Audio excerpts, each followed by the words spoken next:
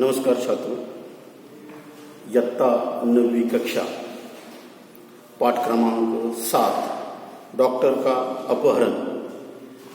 Doctor Harikrishna देवसरे, जिनका जन्म 9 मार्च 1938 में हुआ, एक हिंदी के प्रतिष्ठित बाल साहित्यकार थे। उनकी बाल रचनाएं परंपरा का अन्वेषण करती, बच्चों की जिज्ञासा उभारने वाली तथा उनकी कल्पनाओं में नूतन रंग भरने वाली है। यानी डॉक्टर हरिकृष्ण देवसारे हिंदी के एक प्रतिष्ठित बाल साहित्यकार है। बाल रचनाएं परंपरा शोध करती, बच्चों में एक जिज्ञासा निर्माण करने का काम उनकी किताबों में, उनकी रचनाओं में दिखाई देती है। उनकी प्रमुख कृतियां है खेल बच्चे का, आओ चंदा के देश चले, मंगल ग्रह में राजू, उड़ती तस्त्रियां, गिरना स्काईलैब का, दूसरे ग्रहों के गुप्तचर आदि वैज्ञानिक बाल उपन्यास है। तो इतने प्रसिद्ध हरिकृष्ण देवसरे जी ने डॉक्टर का अपहरण में जीवन की किसी घटना का रोचक प्रवाही वर्णन कहानी है और एक विज्ञान कथा है। इस कथा के माध्यम से लेखक ने उद्योगों के अंधाधुंध विकास, मशीनों की बढ़ती संख्या, फैलते प्रदूषण, बढ़ती बीमारियां, जलवायु परिवर्तन के कुप्रभावों के प्रति हमें जागरूक किया है। यानी विज्ञान के क्षेत्र में जो प्रगति हो रही है, उसकी वजह से जो प्राकृतिक, जो निसर्ग की जो हानि हुई है, उसकी ओर हमारे यहाँ पर उन्होंने ध्यान दिया है।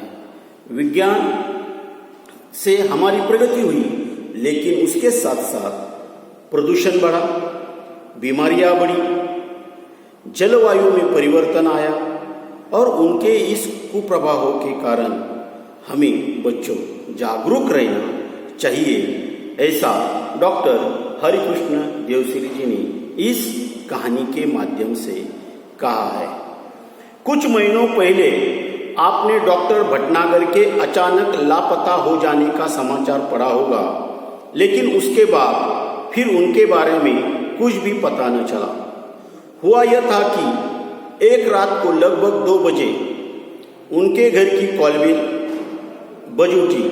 आदत के अनुसार डॉक्टर भटनागर उठ गए। उनकी पत्नी जागकर भी बिस्तर पर ही पड़ी रही, क्योंकि वह जानती थी कि ऐसा तो रोज ही होता है।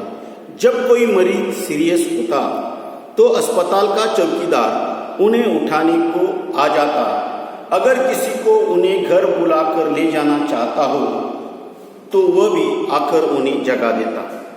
डॉक्टर भटनागर मरीजों की सेवा करना अपना परम कर्तव्य समझते थे, इसलिए वह इसका बुरा न मानते, बल्कि सहर्ष चले जाते। कोई उन्हें फीस दे या न दे, इसकी उन्हें कभी चिंता न थी। उस रात भी वो उठे और गाउन पहने ही दवाइयों का बैग उठाकर चले गए। आमतौर से होता यह था कि वह 1-2 घंटे में लौट आते थे, या फिर सवेरा होते होते तो अवश्य ही आ जाते, क्योंकि उन्हें अस्पताल समय से पहुंचने की आदत थी। यानी कुछ महीनों पहले आपने डॉक्टर भटनागर के अचानक लापता, अचानक यानी आकस्मिक,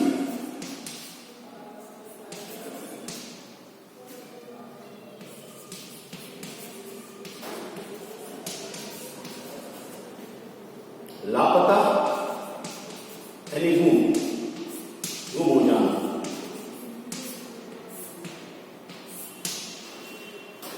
भटनागर के अचानक लापता हो जाने का समाचार पड़ा होगा, लेकिन उसके बाद फिर उनके बारे में कुछ भी पता न चला, कुछ भी मालूम नहीं हुआ। हुआ यह था कि एक रात को लगभग 2 बजे उनके घर की कॉल बेल बज उठी और आदत के अनुसार, सवय के अनुसार डॉक्टर भटनागर उठ गए। उनकी पत्नी जागकर भी बिस्तर पर पड़ी रही, क्योंकि वह जानती थी कि ऐसा तो रोज ही होता है, यानी कभी भी रात के वक्त घर की कॉल बेल बज उठती। आदत के अनुसार डॉक्टर भटनागर उठ गए जाते और वो जानती थी कि ऐसा तो रोज ही होता है। जब कोई मरीज सीरियस होता है, सीरियस यानी चिंताजनक, सीरियस यानी चिंताजनक, जब कोई मरीज सीरियस होता है तब अस्पताल का चौकीदार उन्हें उठाने आ जाता है। यानी जब कोई मरीज इतना सीरियस होता है कि डॉक्टर की जरूरत पड़ती है, तब अस्पताल का चौकीदार उन्हें उठाने के लिए आ जाता। अगर किसी को उन्हें घर बुलाकर ले जाना होता तो वह भी आकर उन्हें जगा देते। जिनके घर में कोई मरीज बीमार है तो उस घर वाले भी लेकर के, यानी डॉक्टर भटनागर के घर पर आते, कॉल बेल बजाते और डॉक्टर को लेकर चले जाते थे। डॉक्टर ने कभी ना कहा कि मैं सोया हूं, ऐसी बात नहीं। कॉल बेल बजी, उठते और निकल पड़ते, क्योंकि डॉक्टर भटनागर मरीजों की सेवा करना, यानी डॉक्टर भटनागर का एक स्वभाव है, एक गुण है कि मरीजों की सेवा करना अपना परम कर्तव्य समझते थे। यानी डॉक्टर भटनागर जो थे, वो भटनागर बीमार जो लोग हैं उनकी सेवा करना वो अपना परम कर्तव्य समझते थे, इसलिए वो इसका बुरा न मानते। कभी भी घर की कॉल बेल बजी, उठते, चल पड़ते, इसका वो बुरा न मानते थे, बल्कि सहर्ष चले जाते, खुशी खुशी उस मरीज को देखने के लिए चले जाते, सहर्ष उसका स्वागत करते। ऐसा नहीं कहते कि रात के 2 बजे, रात के 3 बजे, रात के 4 बजे चलो, अभी नहीं, ऐसा नहीं, क्योंकि वह मरीजों की सेवा करना वो अपना कर्तव्य समझते थे और कभी भी उन्होंने बुरा नहीं माना, बल्कि उन्होंने उसका स्वागत ही किया है। खुशी खुशी वह चल जाते। उन्हें फीस दे या न दे, इसकी उन्हें कभी चिंता नहीं थी। कोई फीस दे या न दी तो अच्छा, न दे भी अच्छा। उस रात भी रात के 2 बजे उनके घर की कॉल बेल बज उठी। उस रात भी वे उठे और गाउन पहने ही उन्होंने अपना दवाइयों का बैग उठाकर चले। आमतौर हमेशा की तरह होता यह था कि वह 1 या 2 घंटे में वापस लौट आते थे। फिर सवेरा होते होते तो अवश्य ही आ जाते थे, क्योंकि उन्हें अस्पताल समय से पहुंचने की आदत थी। यानी मरीजों की सेवा करना वो अपना परम कर्तव्य समझते थे, और दूसरी बात कि अस्पताल में समय से पहुंचने की उनकी हमेशा की तरह आदत थी। यानी ये उनके 2 स्वभाव है, ये उनके गुण हैं, अच्छे गुण हैं कि समय पर जाना, समय पर पहुंचना और उसके साथ साथ मरीजों की सेवा करना वो अपना परम कर्तव्य समझते थे। किंतु उस दिन जब देर सुबह तक डॉक्टर भटनागर नहीं लौटे तो उनकी पत्नी चिंतित हुई। पहले सोचा कि शायद मरीज की हालत गंभीर होगी, इसलिए देर लग गई होगी। फिर यह भी सोचा कि हो सकता है आज सीधे अस्पताल चले जाए। लेकिन जब मरीज उन्हें घर पूछने के लिए आने लगे तब उनकी हैरानी बढ़ गई।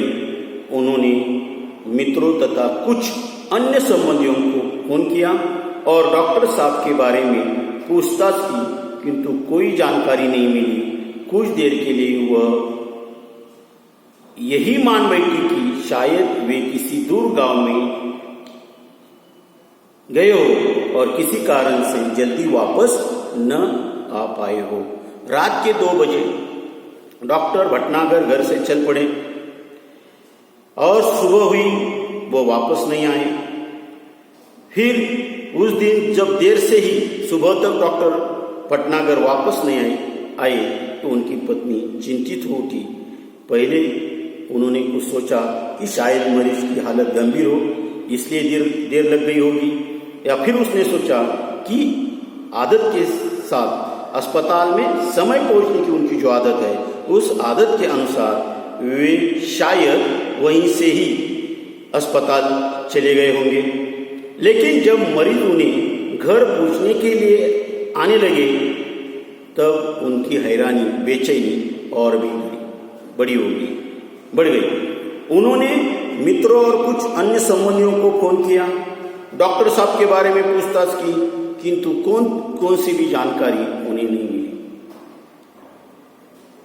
कुछ देर के लिए ये भी मान बैठी कि शायद वे किसी दूर गांव चले गए होंगे और इसी कारण से जल्दी वापस न आ पाए हो। ने रात के 2 बजे डॉक्टर भटनागर घर से बाहर चले गए, सुबह नहीं पहुंचे। पत्नी चिंतित हुई, उसने मन में विचार आए, शायद मरीज की हालत गंभीर होगी, शायद वे अस्पताल चले गए होंगे, शायद मरीज का गांव दूर होगा इसी कारण वो वापस नहीं आए होंगे। तो उनके जो विचार है उन्होंने मित्रों के साथ जानकारी हासिल करने के प्रयास किया, लेकिन डॉक्टर भटनागर के बारे में किसी ने के पास कोई जानकारी नहीं थी। शाम तक भी जब डॉक्टर भटनागर नहीं लौटे तब उन्होंने पुलिस स्टेशन को फोन किया। डॉक्टर भटनागर का इस तरह गायब हो जाना पुलिस के लिए भी हैरानी का कारण बन गया। चारों ओर खोज शुरू हो गई। वायरलेस से संदेश भेज दिए गए।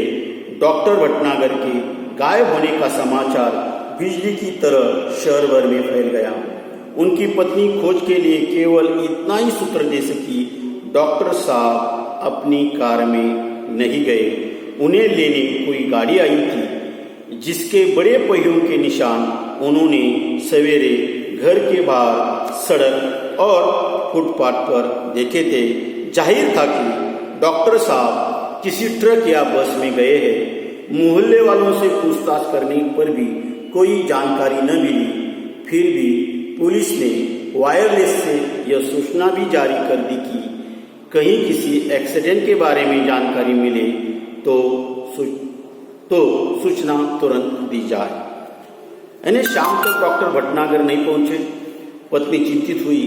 आखिर उन्होंने पुलिस स्टेशन में फोन किया और पुलिस स्टेशन जब फोन किया तो पुलिस भी इस डॉक्टर भटनागर के गायब हो जाने का बात जो थी इस बात से हैरान हो गए और हैरानी का कारण भी बन गए।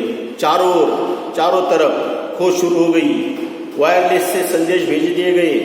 डॉक्टर भटनागर के गायब होने का समाचार बिजली की तरह पूरे शहर में फैल गया और उनकी पत्नी खोज के लिए केवल यह बताती रही कि डॉक्टर साहब ने अपनी कार में नहीं गए, उन्हें लेने कोई गाड़ी आई थी जिसके बड़े पहियों के निशान उन्होंने सवेरे घर के बाहर सड़क और फुटपाथ पर देखे थे।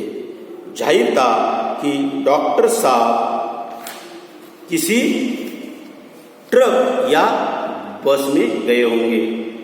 आसपास मोहल्ले वाले जो लोग थे उनसे पूछताछ की पर कोई जानकारी नहीं मिली।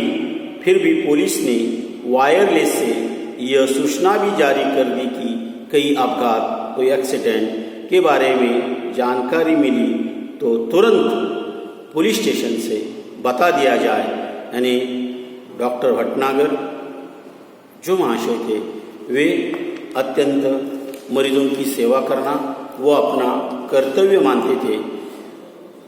अस्पताल में समय पर चल जाना यह उनकी आदत थी और ऐसे भटनागर की गायब होने का समाचार पूरे शहर में फैल गया। पुलिस भी हैरान रह गई और सिर्फ उन्होंने अपनी जाते समय अपनी कार भी लेकर नहीं चले गए थे। सिर्फ ऐसा अंदाजा लगाया गया कि वह ट्रक या बस से चले गए। पुलिस वालों ने मोहल्ले वालों से आसपास चारों ओर पूछताछ की लेकिन डॉक्टर भटनागर के बारे में कोई जानकारी यहाँ पर प्राप्त नहीं हुई। मतलब यहाँ पर कि डॉक्टर भटनागर जो है वह गायब हुए, कैसे हुए, यह हम अगले भाग में देखेंगे। धन्यवाद।